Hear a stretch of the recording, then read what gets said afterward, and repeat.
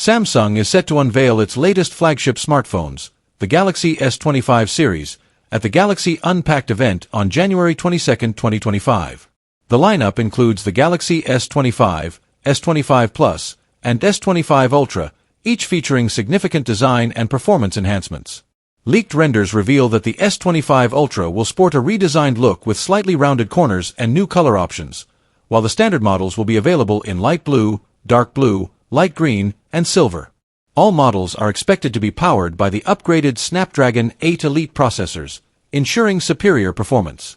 Samsung is also anticipated to introduce advanced AI features across the series, enhancing user experience with capabilities like computational photography and real-time translations. Pre-orders are expected to begin on January 24, 2025, with customers who reserve early potentially receiving a $50 credit toward additional devices or accessories. While the Galaxy S25 Slim, a thinner variant aimed at competing with Apple's iPhone 17 Air, was initially expected, its launch has been delayed, possibly until the Mobile World Congress in March 2025.